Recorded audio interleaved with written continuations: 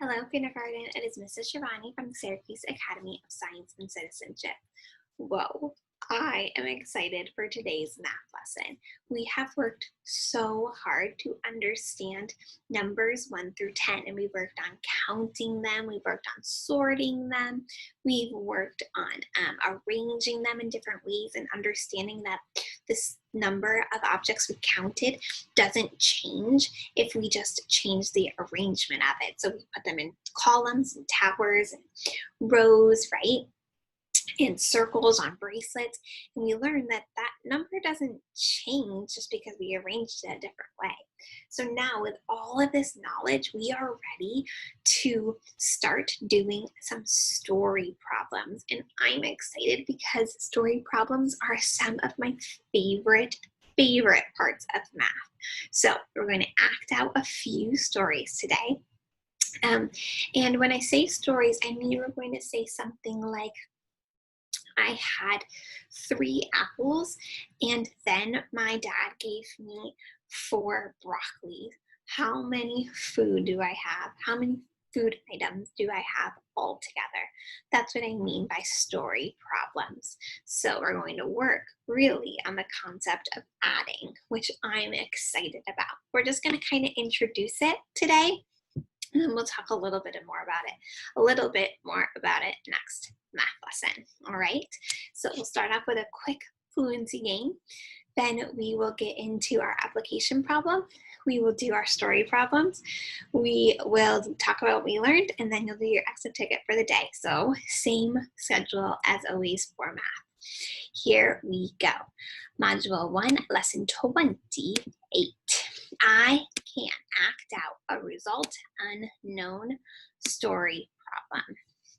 I think you guys are gonna like it. All right, let's begin with this silly wet dog counting game.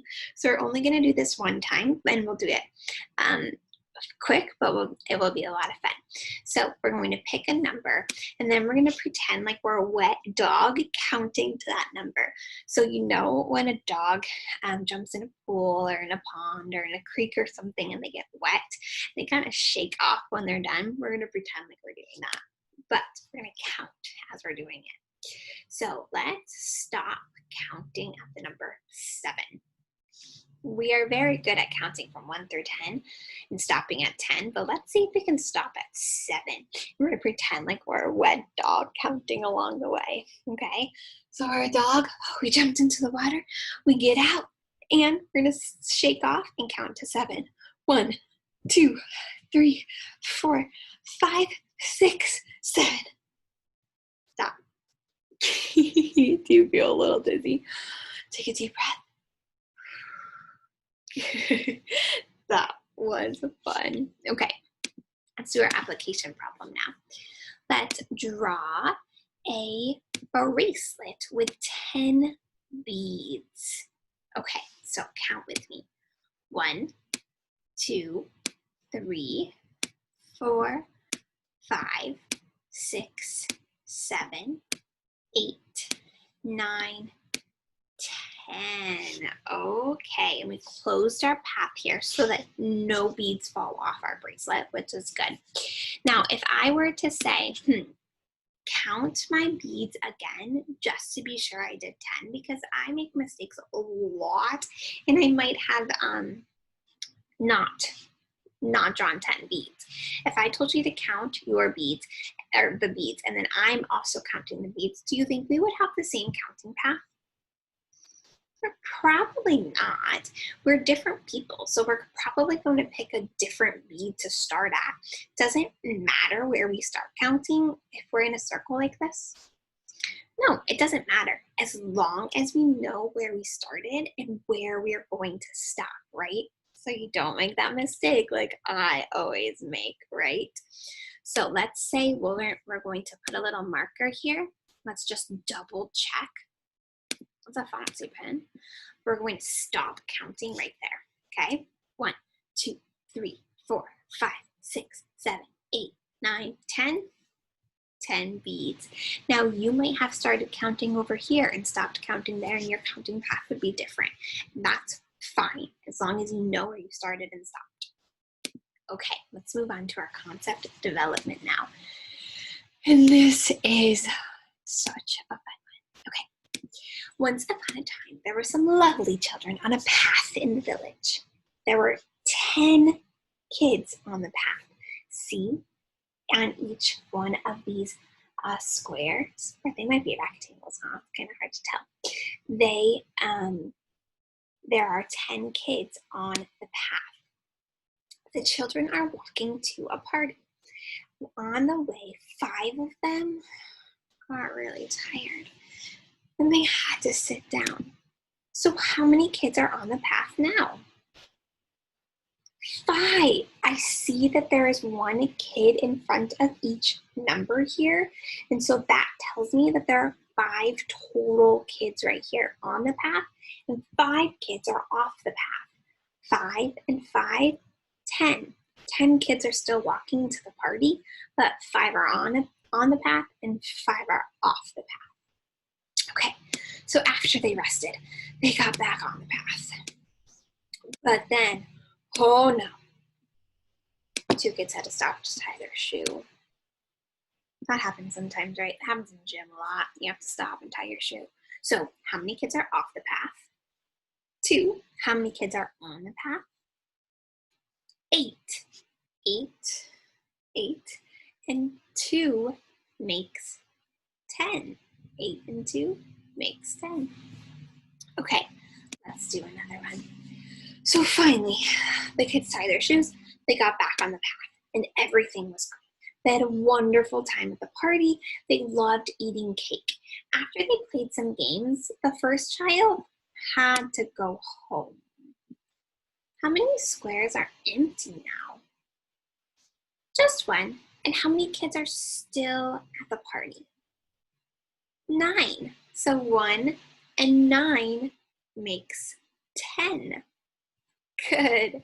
Now, if we were to continue like this and 1 child went home, 1 at a time, we would get all the way down to where there was just 1 kid left.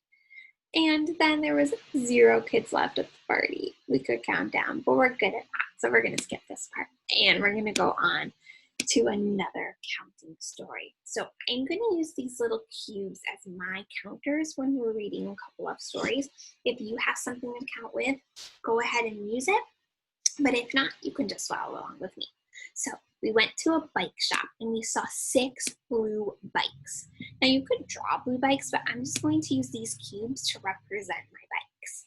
1, 2, 3, 4, 5, 6. 6 blue bikes and 3 red bikes. 1, 2, 3. So 6 blue, 3 red.